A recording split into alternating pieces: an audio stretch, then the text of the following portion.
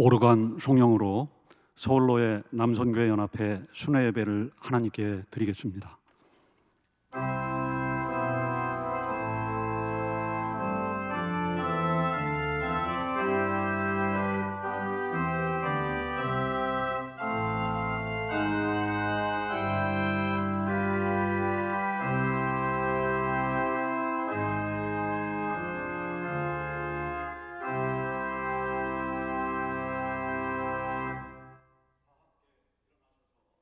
찬송가 278장 찬양하시겠습니다.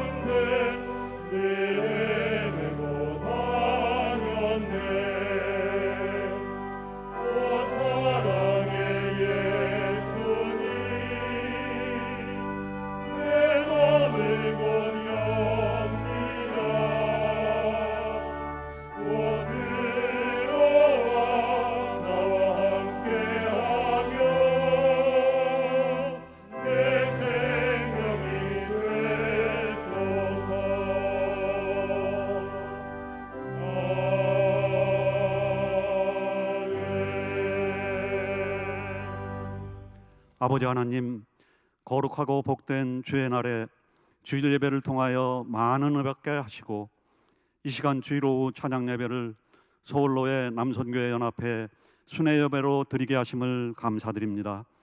이 예배를 기쁘게 받아주시고 은혜와 기쁨과 감사가 충만한 예배되게 하시옵소서. 예수 그리스도 이름으로 기원하옵나이다. 아멘. 하늘에 계신 우리 아버지, 아버지의 이름을 거룩하게 하시며 아버지의 나라가 오게 하시며 아버지의 뜻이 하늘에서와 같이 땅에서도 이루어지게 하소서. 오늘 우리에게 일용할 양식을 주시고 우리가 우리에게 잘못한 사람을 용서하여 준 것 같이 우리 죄를 용서하여 주시고 우리를 시험에 빠지지 않게 하시고 악에서 구하소서. 나라와 권능과 영광이 영원히 아버지의 것입니다. 아멘. 찬송가 438장을 부르신 후에 자리에 앉아주시기 바랍니다.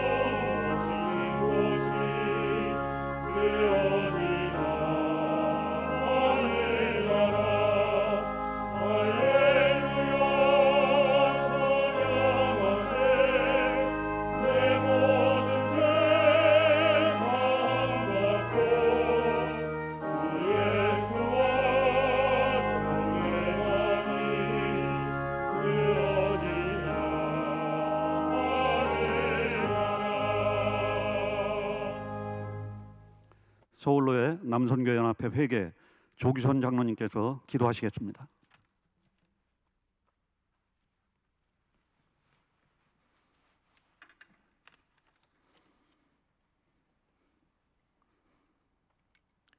아버지 하나님, 오늘도 주의 거룩한 날을 허락하시어 복의 근원이 되시는 하나님께 예배를 드리게 하시고 이 시간 서울로의 남선교회 연합 예배로 진리의 기둥과 터 위에 세우신 세문안 교회에 불러주셔서 순회 헌신 예배로 존귀와 영광을 돌리게 하시니 감사를 드립니다.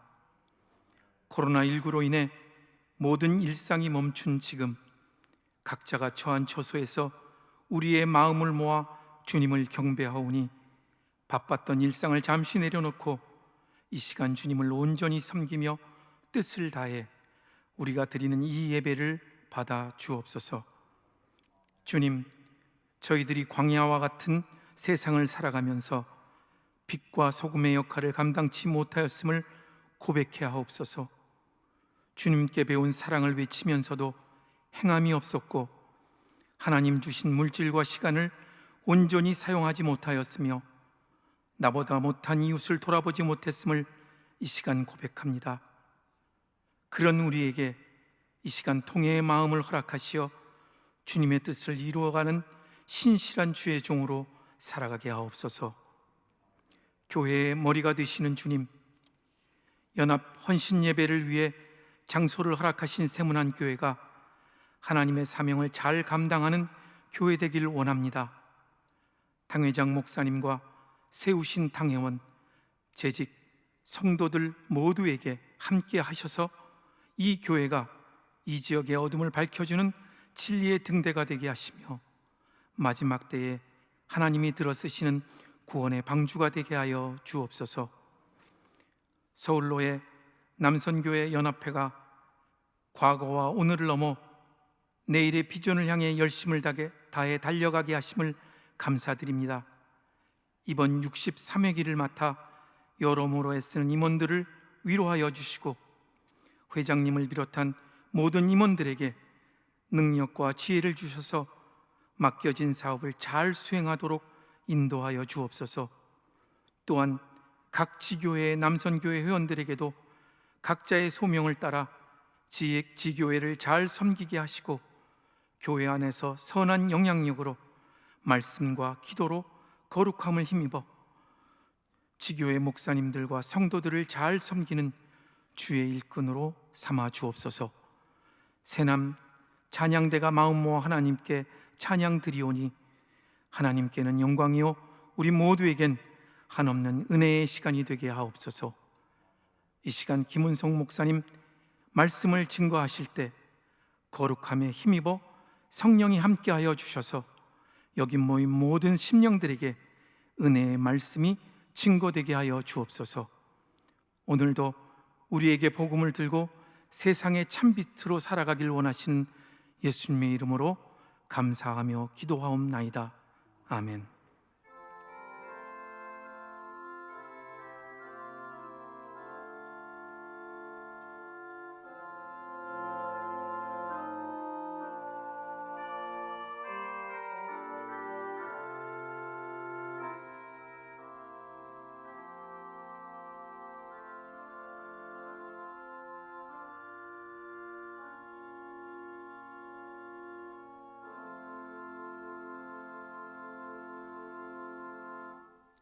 세문안교회 삼남선교회 박형중 회장께서 성경 봉독 후에 새남 찬양대의 찬양이 있겠습니다.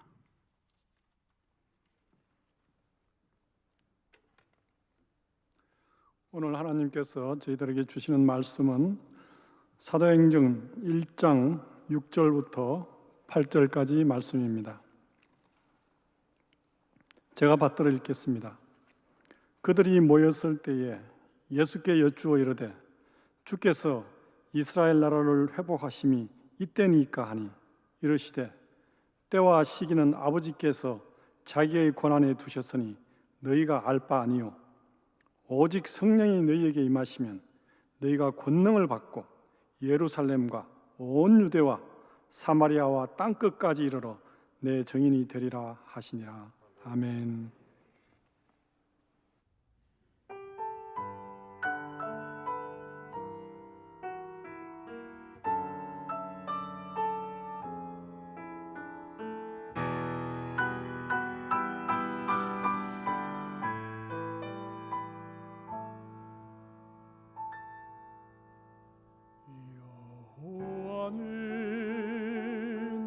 나의 목자 내가 부족함이 없으리로다. 그가 나를 주의 집으로 인도하시네.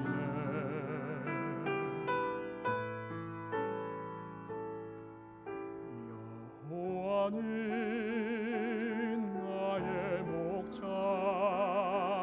내가 부족함이 없으리로다. 그가 나를 푸른 초장과 맑은 물가로 인도하시도다. 나의 영혼을 소생시키시고 그의 길로 인도하는도다.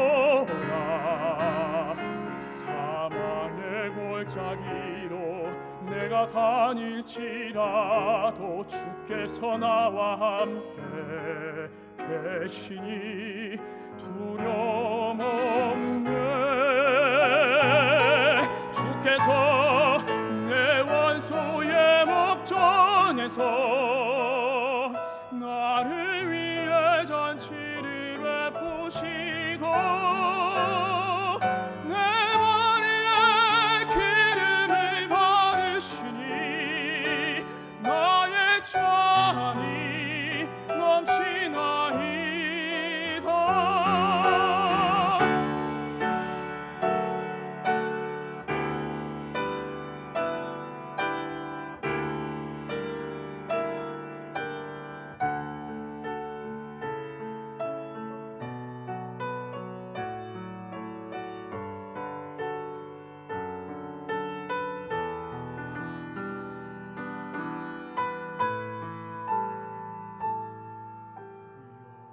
여호와는 나의 목자, 내가 부족함이 없으리로다. 그가 나를 푸른 초장과 쉴만한 물가로 인도하시도다.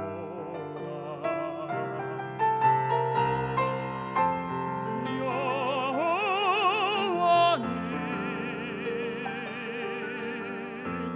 나의 목자, 그가 나를 푸른 초장에 누이시네.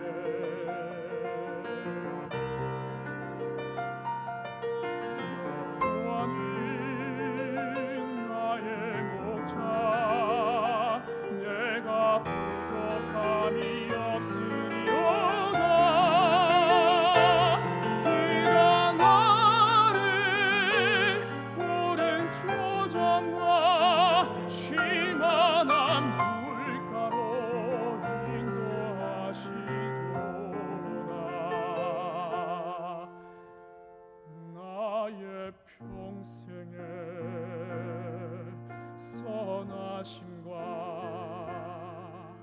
인자하심이 정말을 따르리니 내가 여호와 집에서 영원히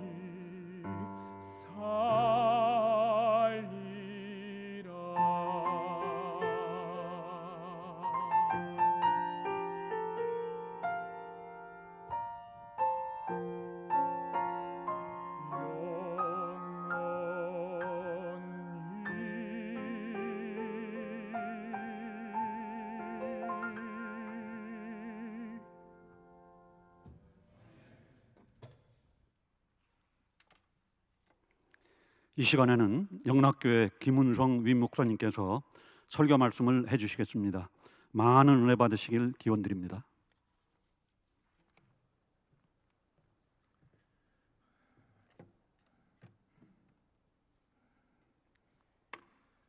서울로의 남손교회 연합회 우리 회원님들 또 세문안교회 성도님들 한 분 한 분에게 하나님의 크시는 종이 함께 하시기를 기원합니다.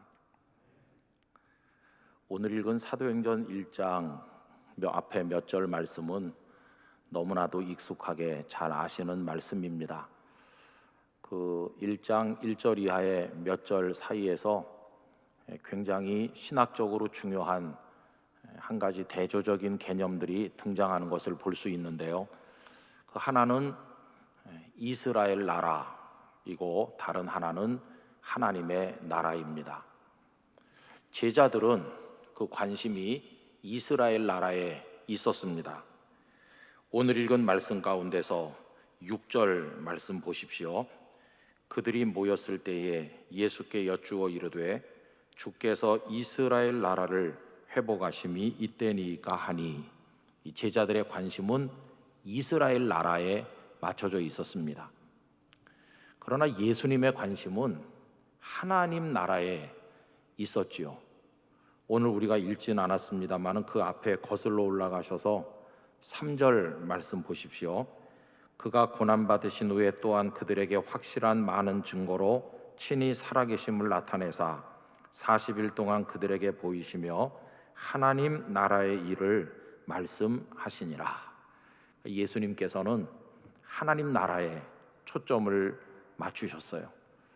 예수님께서 이 땅에 오신 목적 자체가 하나님 나라에 있다고 말해도 과언이 아닙니다. 그런데 제자들은 이스라엘 나라를 생각하는 겁니다. 여러분, 제자들이 이스라엘 나라에 관심을 가졌다는 것은 이미 그 이전에 여러 가지 상황에서 드러난 바가 있습니다.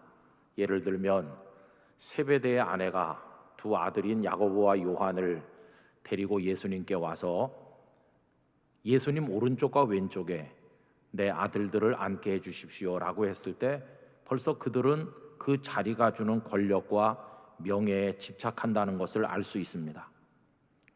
그런데 그들이 요청하는 것을 나머지 10명의 제자들이 옆에서 보았는데 10명의 생각도 똑같습니다. 그들이 분이 여겼다, 이렇게 성경에 기록되어 있는 걸 보면 이 10사람은 자신들도 그런 요청을 예수님께 하고 싶었는데 야고보와 요한이 어머니까지 모시고 와서 먼저 말하는 것을 보면서 분노했다는 걸 알 수 있습니다.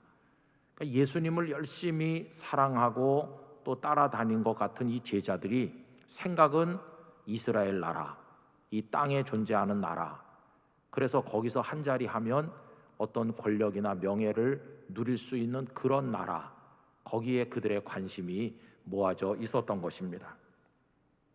그들은 하나님께서 다스리는 하나님의 나라가 아니라 자신들의 나라를 추구했다고 할 수가 있지요. 그러나 여러분, 예수님께서는 하나님 나라, 그것을 위해서 오셨습니다. 오늘도 다를 바가 없습니다. 기복적 신앙이라고 하는 것은 결국 자기 나라를 추구하는 것입니다. 그러나 하나님 나라의 백성이 된다는 것은 자기 나라를 포기하고 하나님 나라 백성으로 자신을 드리는 것입니다.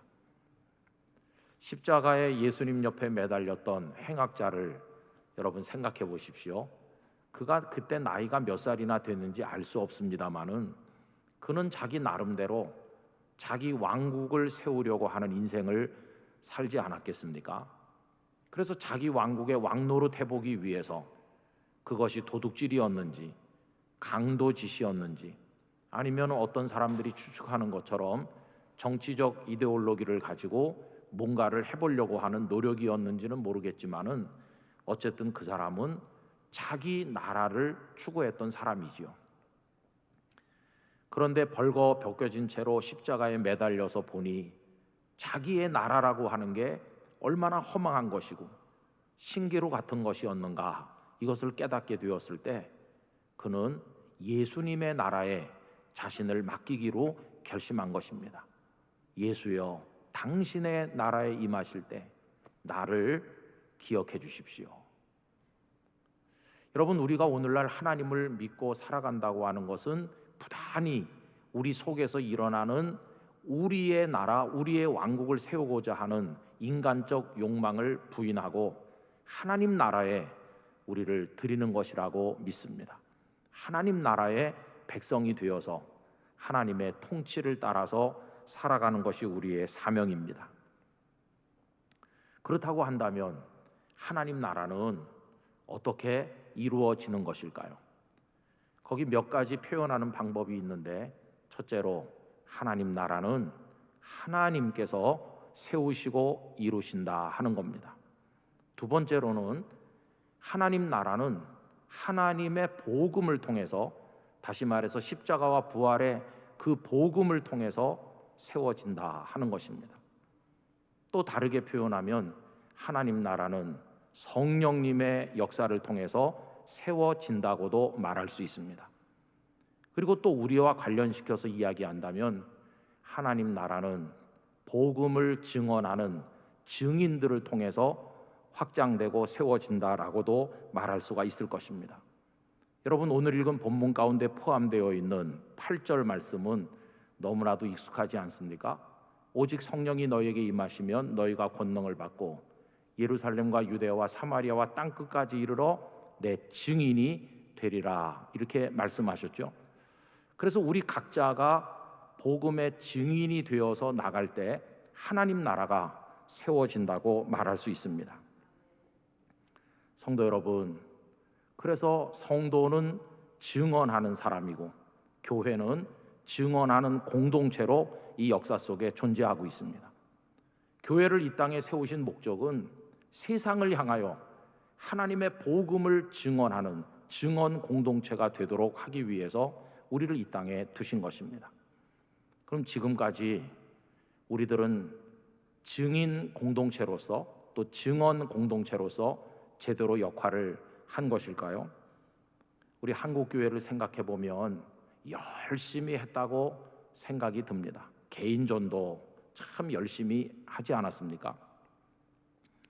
또 교회들마다 총동원 전도주일이라고 하는 조금은 이상한 이름의 전도 축제들을 열어서 하루에도 수천 명씩, 수만 명씩 예배 자리로 사람들을 초대하려고 노력을 많이 해왔습니다. 그런가 하면 수만 명씩 공설운동장에 모이기도 하고 여의도 광장에는 100만 명 이상이 모이는 전도 집회가 열리기도 했습니다. 또 선교도 열심히 해서 인구 대비로 전 세계에서 가장 많은 선교사를 보내는 나라가 되기도 했고 선교 대국이라고 스스로 부르기도 할 정도로 우리들은 그동안 열심히 했던 게 사실입니다. 그래서 그런 여러 가지 내용들을 보면 한국교회는 증언 공동체로서 사명을 잘했다. 그러니까 짧은 시간에 이 정도 교세를 가진 규모로 성장했다. 그렇게 말하는 게 아니겠습니까? 그러나 여러분, 그렇게 때때로 말을 하면서 우리를 위로해 보기도 하지만 그 한쪽 끝은 씁쓸해하다는 것을 잘 아시죠. 왜냐하면 지금 그렇게 능력 있어 보이던 한국 교회가 밑둥으로부터 흔들리고 있기 때문입니다.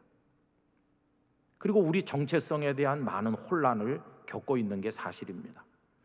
그런데 참 마음 아픈 것은 바깥에 있는 이들만 우리를 걱정스럽게 보는 것이 아니라 교회에 충성하고 교회에 깊이 소속감을 느꼈던, 그리고 증언 공동체 일원으로서 나름대로 충성을 다했던 사람들까지도 지금까지 해온 것에 대한 많은 의심을 품으면서 교회를 떠나서 바깥에서 교회를 바라보는 가난한 성도가 되어가고 있다는 것이 참 심각한 문제가 아니겠습니까?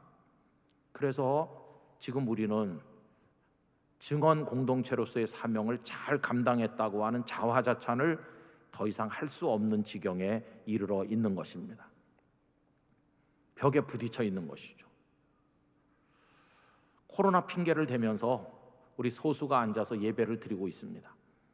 코로나는 목회자들에게 양면성을 가지고 다가왔습니다. 하나는 큰 우려와 걱정이죠. 예배를 제대로 못 드린다. 성도들이 오시지를 못한다. 교회 공동체가 와해되는 게 아닌가. 이런 걱정. 또 재정이 줄어들어서 선교 사역을 비롯한 여러 가지 사역을 제대로 감당할 수 없는 게 아닌가 하는 염려. 이렇게 부정적인 면도 우리에게 많이 있습니다.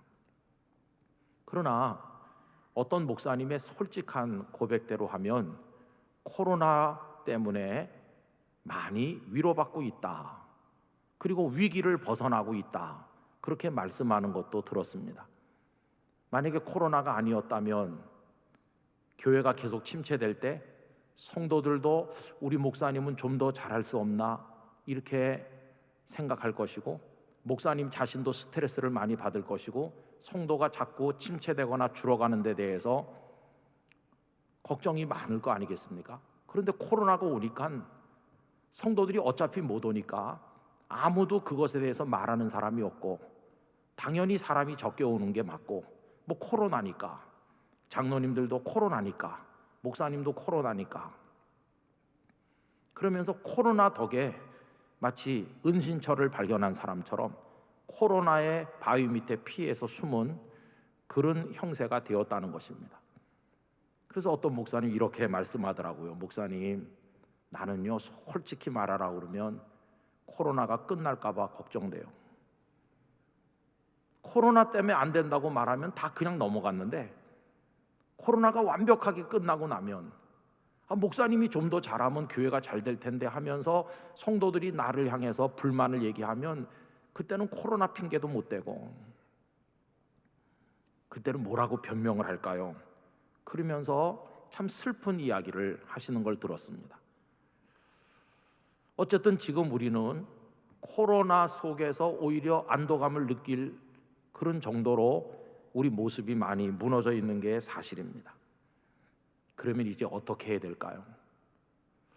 저는 어떻게 해야 될까라고 질문한다면 이제 우리가 증인으로부터 참 증인으로 옮겨가야 된다고 말씀드리고 싶습니다. 증인에서 참 증인으로 옮겨가는 거죠. 증인은 뭐고 참 증인은 뭘까요?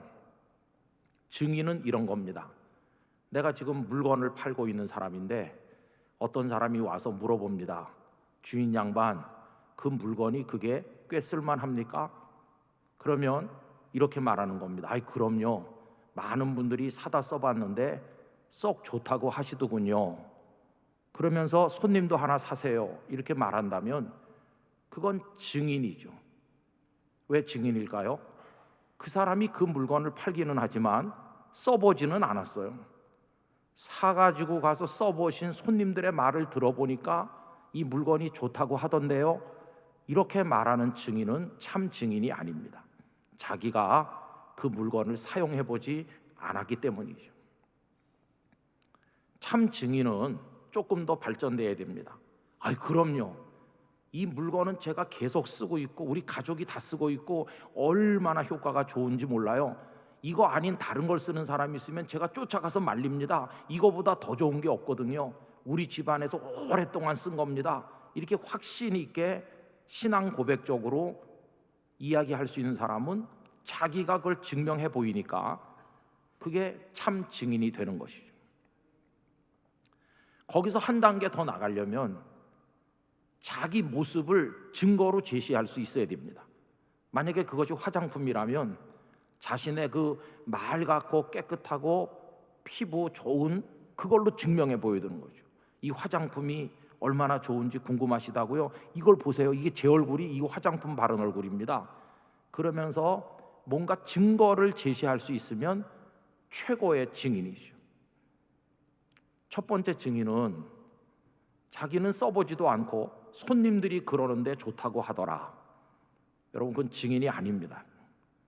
참 증인은 자기가 써봐서 좋다고 확신 있게 말할 때 그 사람이 참 증인이고, 최고의 증인은 자기 얼굴을 보라고 말할 수 있는 사람이 변화된 내 삶을 보세요 라고 삶이라고 하는 증거를 제시할 수 있는 사람이 그 사람이 최고의 증인이 아니겠습니까? 그래서 저는 오늘 어려운 한국교회가 이 하나님의 나라를 어떻게 세워갈 것인가라고 질문할 때 우리 모두가 그저 증인으로 존재하던 데서부터 더 진일보하고 변화되어서 참 증인이 되어야 한다, 이렇게 말씀드리고 싶은 것입니다. 복음도 마찬가지 아니겠습니까? 복음이 능력 있다고 그래요. 이건 증인이 아니죠. 내가 예수 그리스도의 복음을 따라 지금까지 몇십 년을 살고 있는데 복음이 얼마나 능력 있는지 저를 보세요, 이렇게 말하면서 변화된 나의 인생, 우리 가정의 모습, 우리 삶의 그 모습을 내놓을 수 있을 때 우리는 진정한 복음의 증인이 된다고 말할 수 있습니다. 결국 관건은 그 증인의 삶이라는 것을 말할 수 있는 것이죠. 여러분, 앨런 크라이더라고 하는 분이 이런 책을 썼습니다. 초기 교회와 인내의 발효라고 하는 책이죠. 여러분, 발효, 화학적 작용이 일어나가지고 막 부글부글 끓면서 그 발효가 일어나지 않습니까? 바로 그걸 얘기하는 거죠. 근데 그 앨런 크라이더는 참 독특한 주장을 하고 있습니다. 우리가 언제나 초대교회로 돌아가야 된다, 이렇게 말하는데 소위 그 초대교회, 예수님 이후로부터 한 400년, 500년 어간의 고대 교회, 그 초기 교회는 우리가 생각하는 거랑 많이 다르다는 것입니다. 그분의 주장에 몇 가지 그 전제 중에 하나가 있는데, 그것은 초대 교회는 오늘 우리가 생각하는 식의 선교를 하지 않았다, 이런 전제를 하고 있어요. 그 참 우리 예상을 벗어나는 거 아닙니까? 우리 생각에는 초대 교회가 어떻게 로마의 압박을 받으면서도 그렇게 부흥할 수 있었을까 질문하면서, 초대 교회는 열심히 전도하고 선교했기 때문에 부흥했다고 우린 그렇게 알고 있는데, 이분은 그게 아니라고 말하는 것입니다. 여러 가지 증거를 그분이 제시하죠. 우선 고대 교회 그 당시에 만들어진 수많은 문헌들 중에 선교를 주제로 해서 기록된 문헌이 거의 없다는 것입니다. 선교가 그렇게 중요하면 선교를 주제로 한 문서들이 많이 남아 있을 것 같은데 거의 없다는 것입니다. 그걸 보면 그 당시 사람들은 선교를 그다지 강조하지 않았다는 걸 알 수 있다.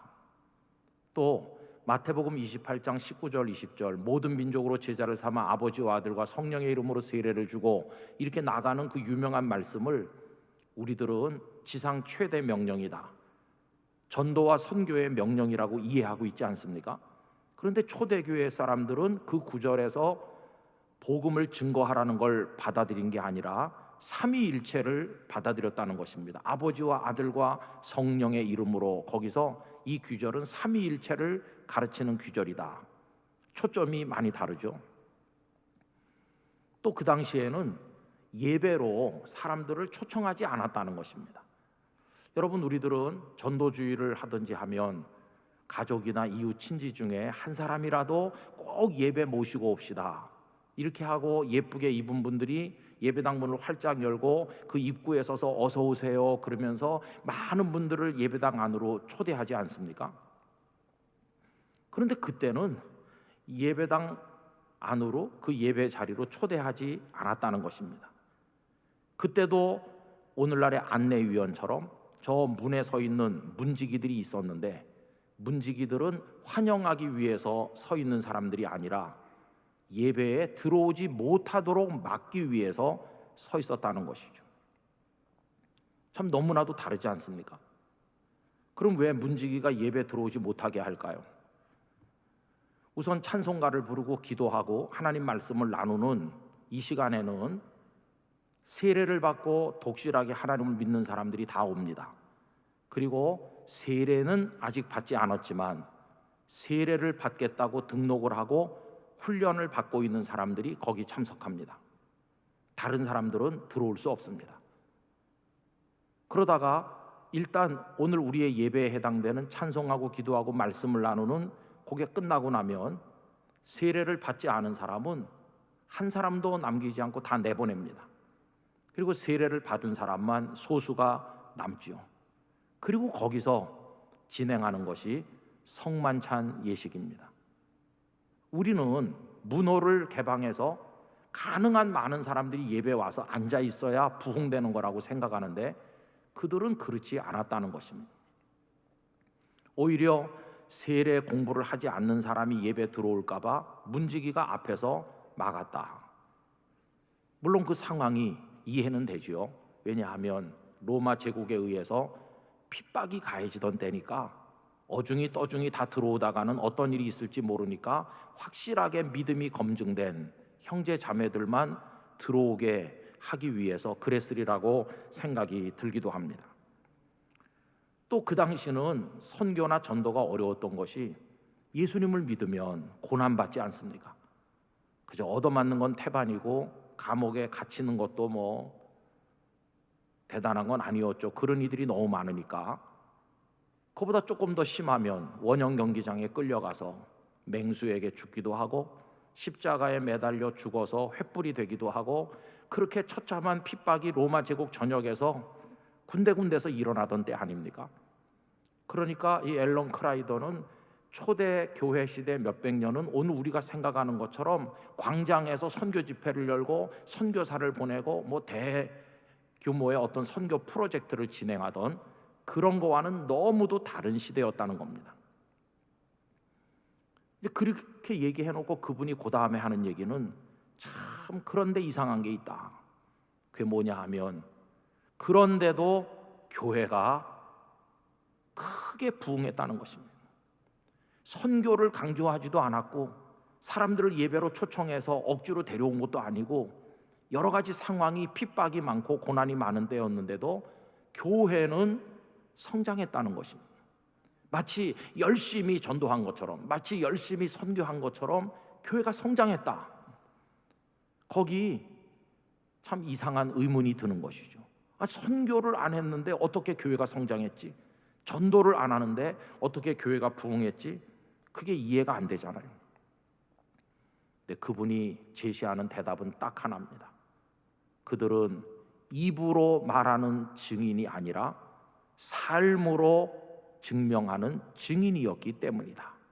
선교 프로그램을 만들고 집집이 다니면서 입으로 전도하진 않았지만 그 당시 하나님을 경외하는 성도, 그리스도인들의 삶이, 복음이 무엇인가, 예수님이 어떤 분이신가 하는 걸 사람들에게 똑똑히 각인시켰기 때문에 너무도 이상하고 능력 있는 그들의 모습에 감동된 사람들이 자발적으로 찾아와서 당신이 믿는 예수님이 누구십니까? 당신이 고백하는 신앙을 나도 배우고 싶습니다. 그래서 교회가 부흥되었다는 것입니다. 여러분, 256년 그 칼타코의 주교였던 키프리아누스가 이런 말을 했다고 인용되어 있는 걸 봤는데요. 사랑하는 형제들이여, 우리는 말이 아닌 행동의 철학자들입니다. 우리는 우리의 지혜를 우리의 옷이 아닌 진리를 통해 드러냅니다. 우리는 덕을 그것에 대한 자랑이 아니라 실천을 통해서 알아봅니다. 우리는 위대한 일들에 대해 말하지 않습니다. 그 대신 우리는 그것을 살아냅니다. 진리를 입을 열어 말로써 선포하는 것이 아니라 그 진리대로 살아내는 그 삶의 열매를 통해서 사람들에게 보여준다고 하는 것입니다. 그래서 그분들은 마태복음 5장, 6장, 7장 산상수훈의 말씀을 삶 속에서 실천하려고 노력하였습니다. 여러분, 산상수훈은 참 난해한 말씀이 많습니다. 아마 지키기가 거의 불가능한 말씀이 아닌가 생각이 들기도 하죠.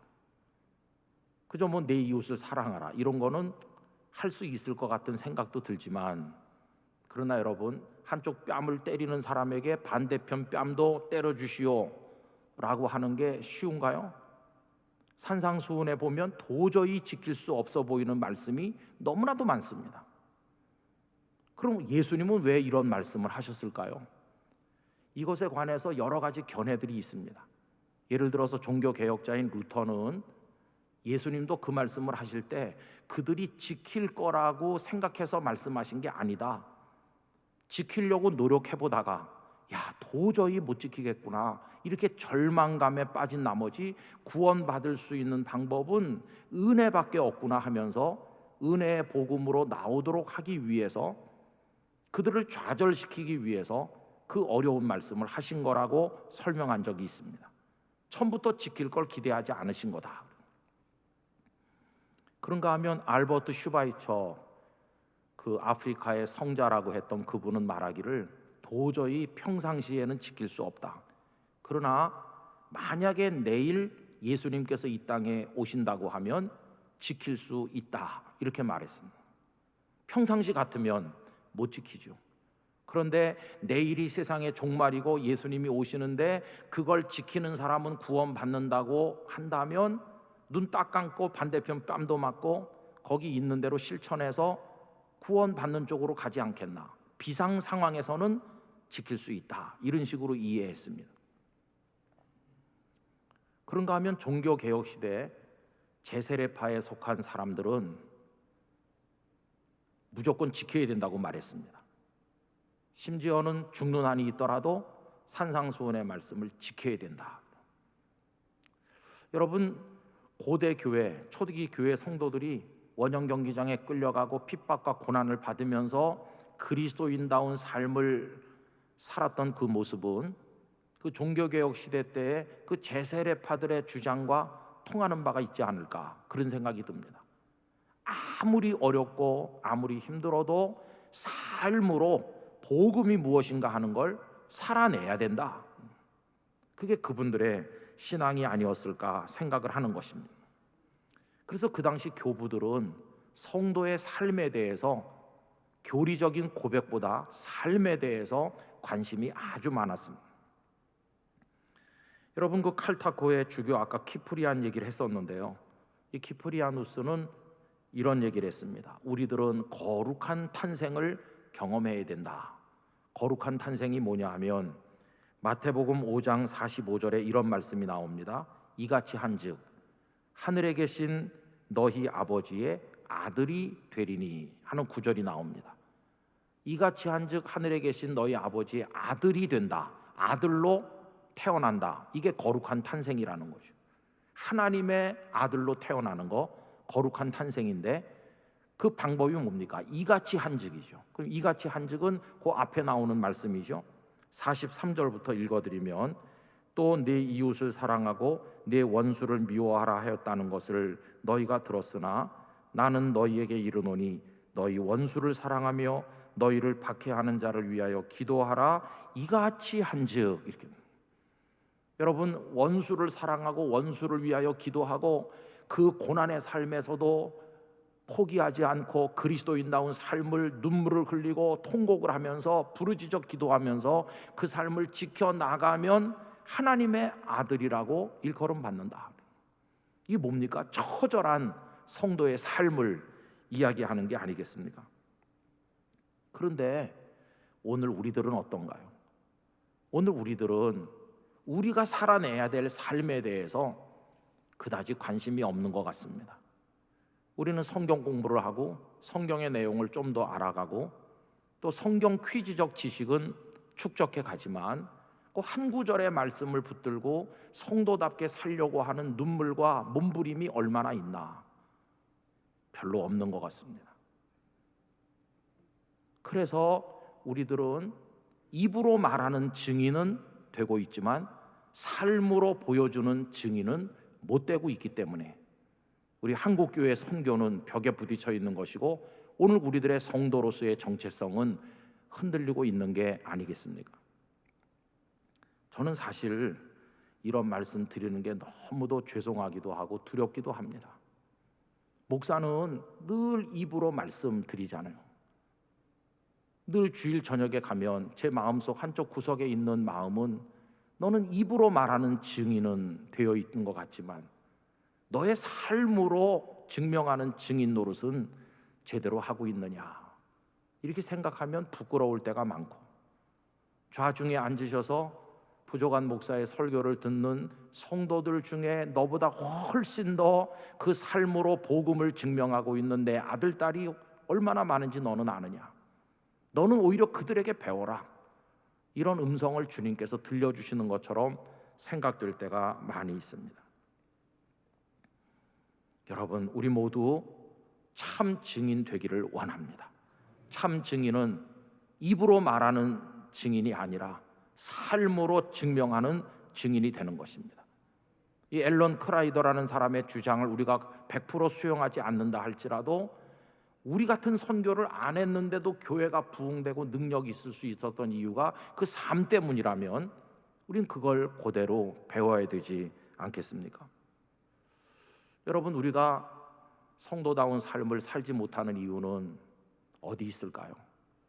그것은 우선 우리 환경이 어렵기 때문이겠죠. 목사님, 저도 안 해보려고 한 건 아닌데 너무 힘들게 하잖아요. 그 사람이 너무 나를 들들 볶잖아요. 내가 언제까지 그 견디면서 참으면서 자존심 상하고 해야 되는 겁니까? 나도 못 참아서 한마디 했죠.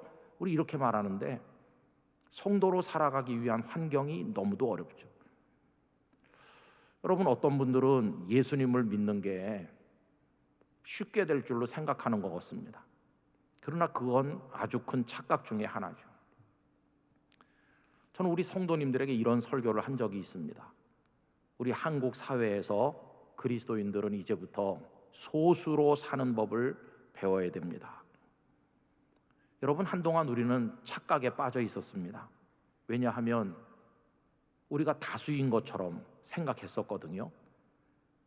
우리 기독교인이 20%, 많이 잡으시는 분은 25%라고 말할 때가 있었는데요.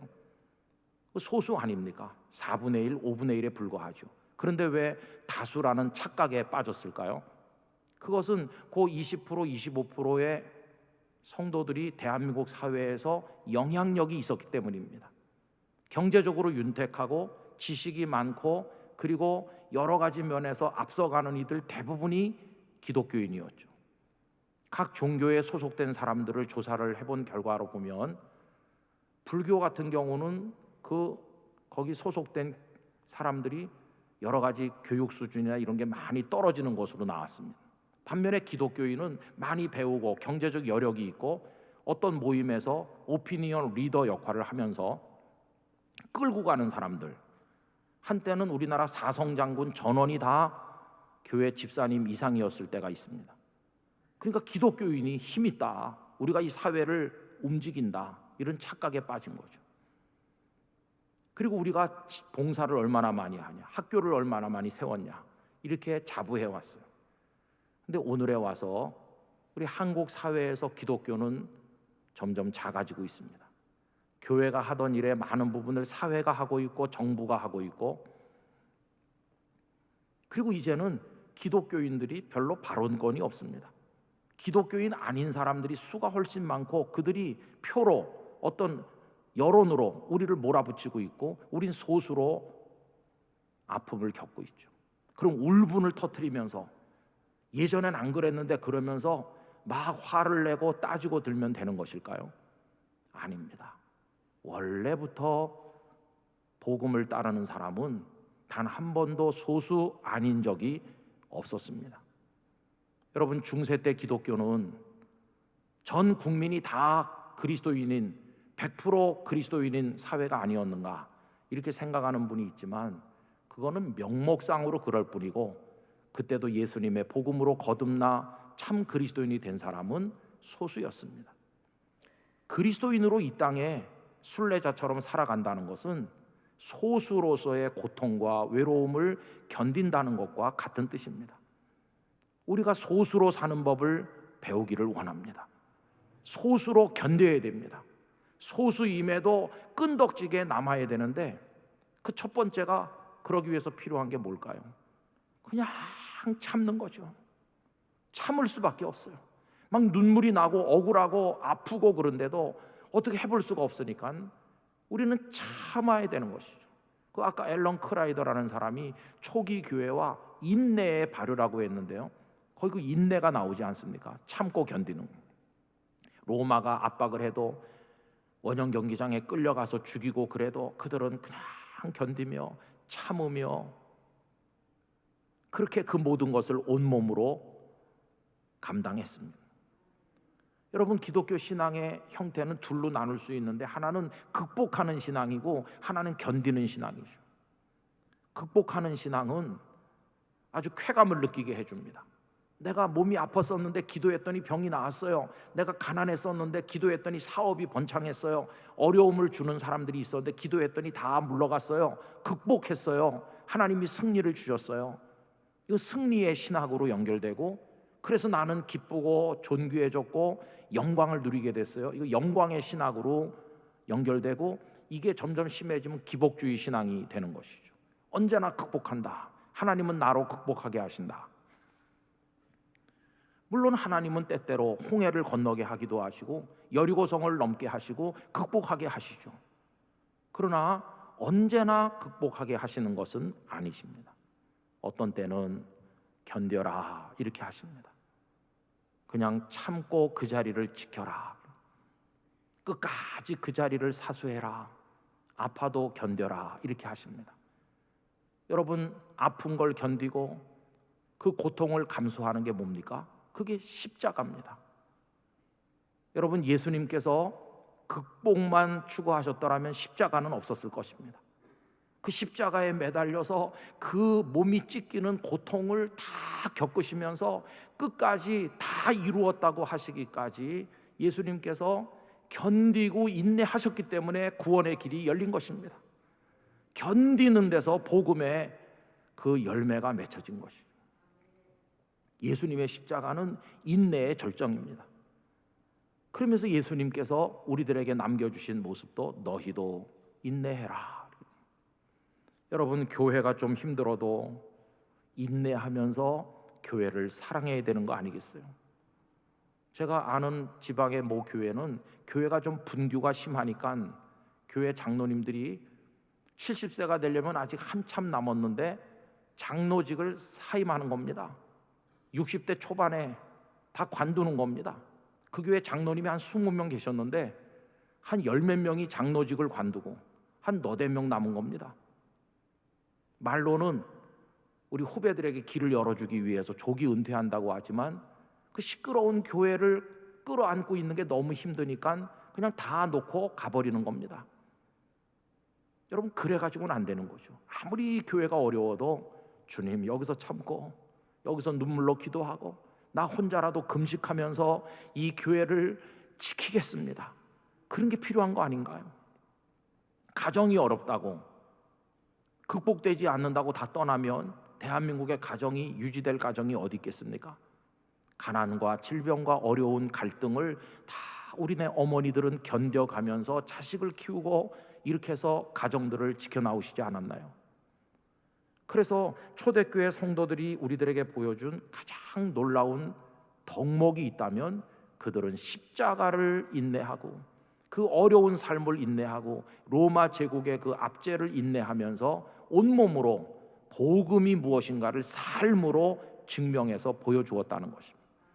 그래서 심지어는 핍박자들까지도 저 사람들이 믿는 게 뭔데 저런 것일까 하고 다가와서 그들이 믿는 걸 자기도 믿게 되니까 우리가 하는 식의 선교를 하지 않았지만 교회는 점점 부흥되었다는 것입니다. 여러분, 입으로 증언하는 것은 30분이면 끝날 수 있습니다. 그러나 삶으로 증명해 보이는 것은 오랜 세월이 필요합니다. 그러니까 조급한 사람은 삶으로 증명하는 그걸 할 수가 없는 것이죠. 초기 교회 성도들은 조급증을 아주 경계했습니다. 시간이 5년, 10년, 20년, 30년, 100년 그 이상 걸리더라도 우리가 복음의 삶을 살아내는 게 중요하다. 이렇게 하면서 꾸준히 로마 제국 전역에서 길거리에서 가정에서 골목들 속에서 성도의 삶을 지켜나갈 때 하나님의 복음이 역사한 것이었습니다. 두 번째로 그들에게 필요했던 건 뭐냐 하면은 그렇게 인내하고 견딜래니까 너무 어렵잖아요. 도대체 뭘 보고 기다리는 겁니까? 그때 그들에게 있었던 것은 부활 소망이었다는 것입니다. 이렇게 견디고 인내하면 주님은 우리에게 부활을 주신다. 하나님의 나라의 영광을 주신다. 오늘은 어렵지만 참으면 내일 아침 은총의 빛이 우리에게 비춰올 것이다. 이 소망이 그들을 사로잡았기 때문에 인내할 수 있었다는 것입니다. 부활 소망, 오늘 성도들 가슴속에 얼마나 살아서 역사하는지 참 궁금합니다. 부활절 때만 지나면 부활의 소망이라고 하는 게 다 창고에 넣어놓는 거나 마찬가지죠.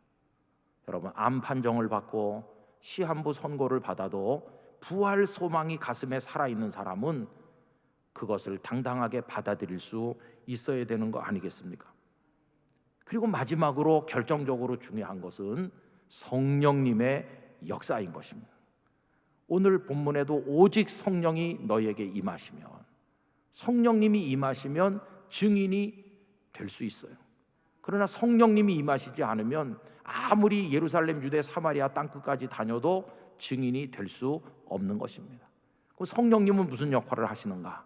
성령님은 눈물로 기도하며 인내하며 견디며 거기서 성도로서 살아가기 위해 애쓰는 이들 속에서 역사하시면서 누가 입으로 전하지 않아도 그래도 어디선가 뭔가 부글부글 끓어 일어나는 것처럼 거룩한 발효가 일어나서 그래서 제국 구석구석으로 새로운 기운이 감돌게 하시고 복음이 만들어내는 새로운 삶이 여기저기서 나타나게 하셔서 결국은 로마 제국이 그리스도 앞에 무릎을 꿇게 되는 역사를 이루게 하셨다는 것입니다.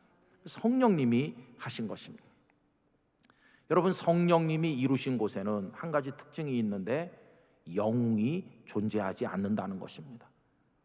어떤 사람이 잘해서 그렇게 되는 게 아니고 다 연약했고 다 무능했고 다 통곡했고 다 힘이 없었고, 그런데 어떻게 이런 기적이 일어났을까? 그 영웅이 없죠. 그러니 영광을 받는 개인이 없지요. 그 대신 모든 영광을 누가 받으실까요? 주 하나님께서 영광을 받으시는 것이죠. 성령님께서 소리 없이 역사를 이루어 나가신 결과인 것입니다.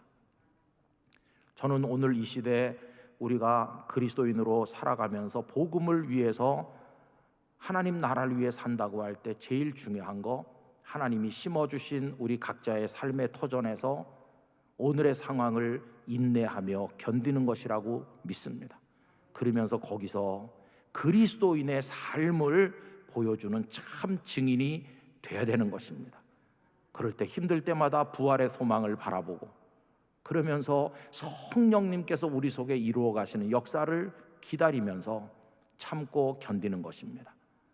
입으로 많이 말하지 못해도 그래도 우리의 삶이 그렇게 될 때 시간이 지나다 보면 하나님은 추수의 날을 맞이하도록 도와주실 것입니다. 입으로도 전해야 되겠지만 삶이 뒷받침되는 증인이 된다면 얼마나 멋진 결과를 가질 수 있겠습니까?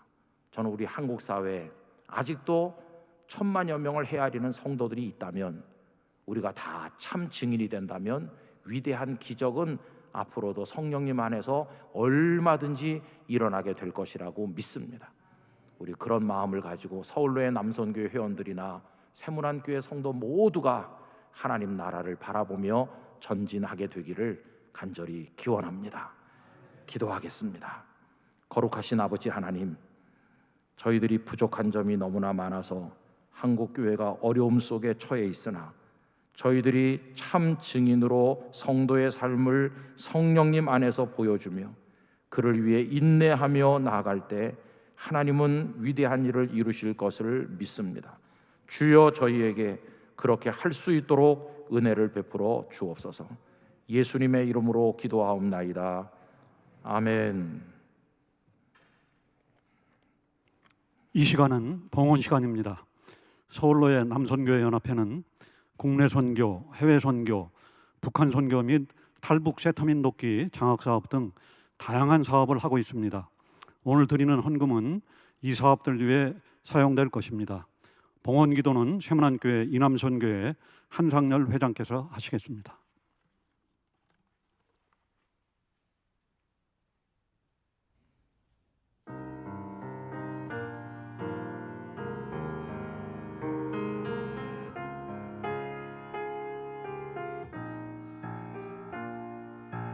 나의 힘이 되신 여호와여, 내가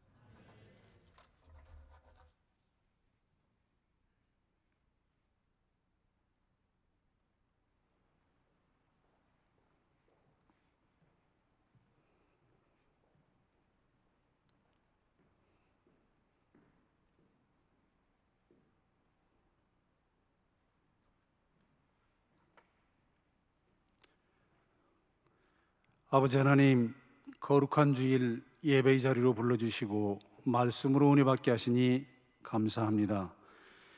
코로나19의 사회적 거리두기로 많은 불편이 있는 가운데에서도 건강을 지켜주시고 제63회기 제10차 서울로의 남선교회 연합회 순회 예배를 은혜 가운데 드리게 하심을 감사드립니다.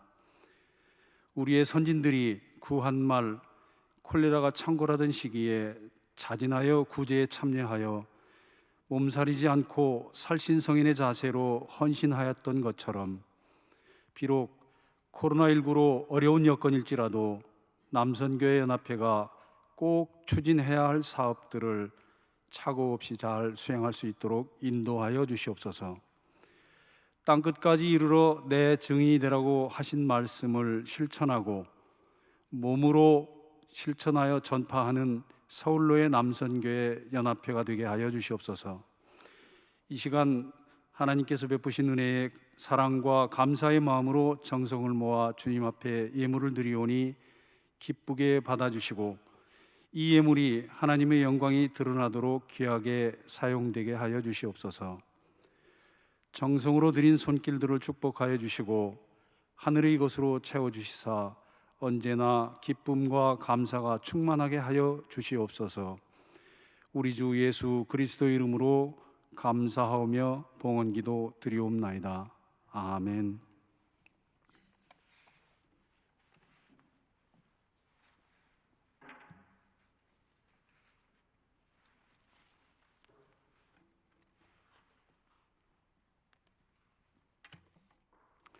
이 시간에는 서울로의 남선교회 연합회 회장 김대진 장로님의 인사 말씀과 총무 이인철 장로님께서 사업보고 및 광고 말씀을 하시겠습니다.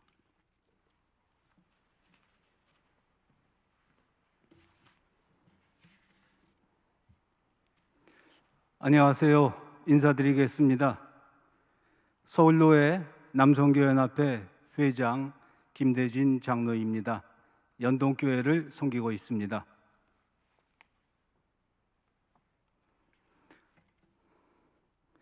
먼저 코로나 변이 바이러스의 4차 대유행이 아직도 계속 지속되고 있는 상황에서도 이 가을의 풍요로움을 허락하신 하나님 아버지께 먼저 감사와 영광을 올립니다. 또한 이번 10월 순회 헌신 예배를 드릴 수 있도록 허락하여 주신 세문안교회와 이상학 위임 목사님 또 남선교회 협의회에도 깊은 감사를 드립니다. 또한 오늘 귀한 말씀을 주셔서 저희들에게 많은 은혜를 주신 영락교회 김은성 위임 목사님과 여러 예배위원님들 및 함께 예배드리는 세문안교회 성도님 여러분, 또한 각자의 처소에서 지금 실시간으로 같이 예배드리고 있는 우리 회원 여러분들께도 진심으로 감사를 드립니다. 정부 당국에서는 11월 초순경부터는 방역과 일상생활을 함께 할 수 있는 위드 코로나를 추진하고 있는 것으로 검토되고 보도되고 있습니다. 조속히 이러한 환경이 조성이 돼서 저희들의 예배가 회복이 되고 우리 서민 생활이 조속히 안정이 될 수 있기를 같이 기도하면서 나아가는 우리 남선교회 회원들이 되기를 원합니다. 성경에서 보면 욥은 고난 가운데서도 하나님을 경외하는 일은 멈추지를 않았습니다. 그런 그의 삶의 태도를 닮아가는 저희들이 되기를 아울러 함께 기도합니다. 이제 이번 회기도 2달 정도밖에 남지 않았습니다. 코로나로 인해 저희들이 계획했던 많은 일들을 제대로 수행하지 못한 안타까움은 있습니다.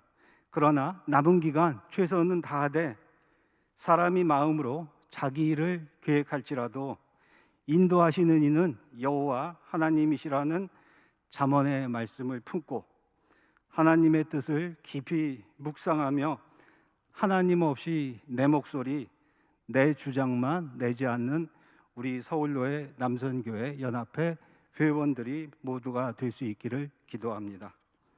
날씨가 갑자기 추워졌습니다. 앞으로 이제 날씨가 점점 더 추워질 텐데 모두들 건강 관리 잘 하시고 다음 달 11월 무학교에서 뵙도록 하겠습니다. 감사합니다.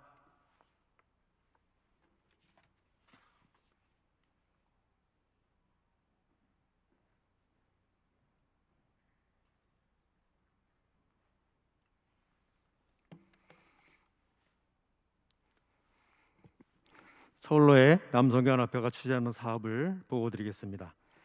본회는 하나님의 뜻에 따라 선교적 사명을 감당하고 교회와 사회 봉사함을 목적으로 설립되었습니다. 주요 사역은 선교, 교육, 봉사입니다. 첫째 선교 사역으로는 국내 선교, 해외 선교, 그리고 군 선교가 있습니다.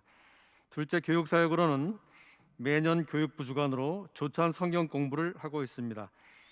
금년에는 5월 10일부터 5주간 문화교회 김형진 목사님을 강사로 모시고 비대면 영상 녹화로 실시하였습니다. 셋째 봉사활동으로는 양평 지역의 의료 및 임용 봉사를 실시한 바 있으며 금년도에는 코로나19로 실시하지 못하였습니다. 다음은 특별위원회 사업으로 북한선교위원회와 장학위원회 사업이 있습니다. 북한선교위원회는 1993년에 설립하였으며 통일을 대비하여 북한 지역의 우리의 힘으로 교회를 건축하기 위한 기금을 준비하고 있습니다. 장학위원회에서는 외국인 선교교회를 통해 서울 장신대에 재학 중인 몽골과 북한 탈구 학생 2명에게 장학금을 지급하고 있습니다. 이상과 같이 지교회 남성교회와 연합하여 여러 가지 사업을 실행하고 있습니다. 끝으로 본회 연합활동에 참여해 주신 세문안교회 역대 임력원을 소개해 드리겠습니다.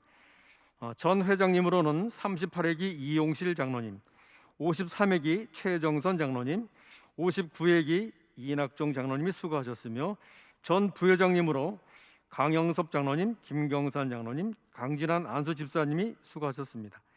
현 63회기 임적원으로는 부회장의 김철경 장로님, 회력소기의 안상천 장로님, 협동총무의 김행영 장로님, 교육부장의 백승현 장로님, 교육부 차장의 안찬율 안수 집사님, 농어촌부 차장의 이준배 안수 집사님, 가정부 차장의 김방현 안수 집사님, 회의부 차장의 김기조 안수 집사님, 길강현 안수 집사님이 친교부 차장의 석철원 안수 집사님이 수고하고 계십니다.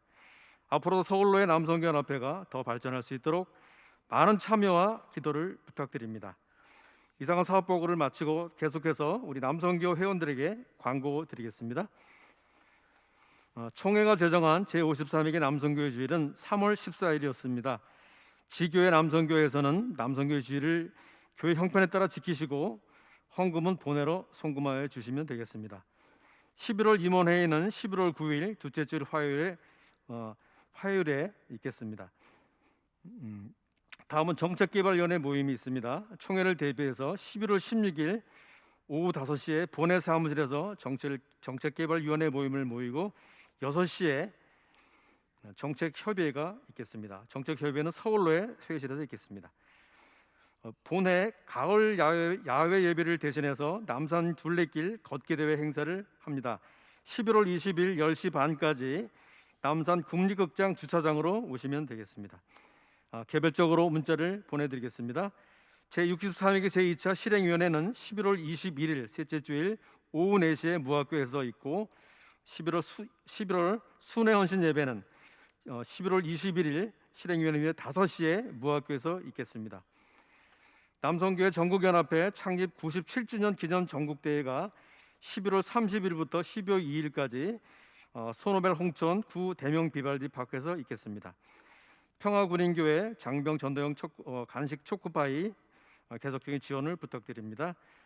중부기도 요청입니다. 전 부회장 이상돈 장로님 장안동 햇살 요양병원에 현재 입원 중이시고 전 협동총무이신 노종근 안수집사님 폐 수술 후에 항암 치료 중에 있습니다. 기도 많이 해주시고 또 긴급 중보 기도 요청이 필요하신 회원이 있으면 본회 사무실로 연락해 주시면 되겠습니다. 저희가 비대면으로 저희가 현재 예배를 드리고 있는 관계로 인해서 원래 회의는 각 카톡방에 올라 있는 공지한 유인물로 대체함을 알려드립니다. 이상 광고 마치겠습니다.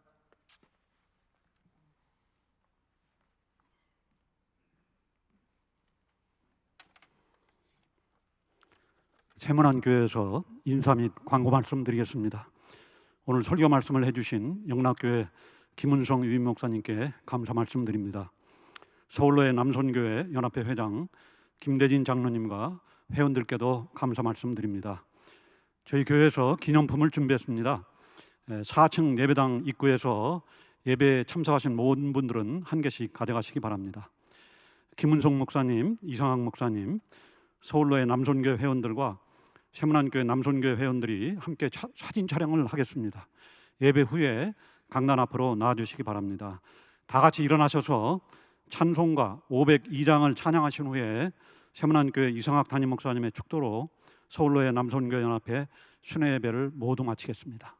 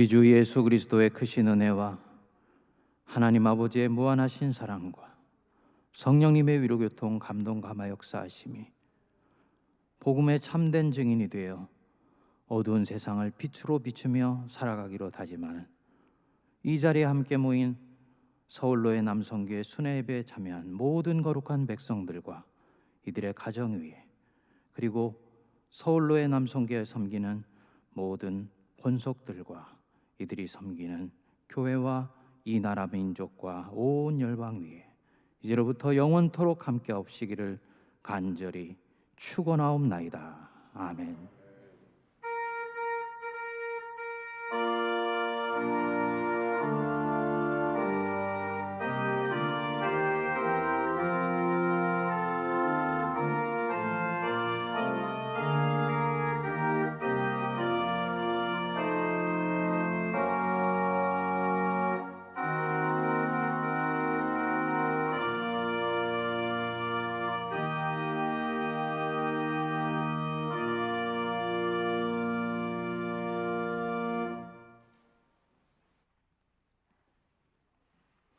힘 놓기 끝내기 위해서 얼른 앞으로 나와 주시기 바랍니다.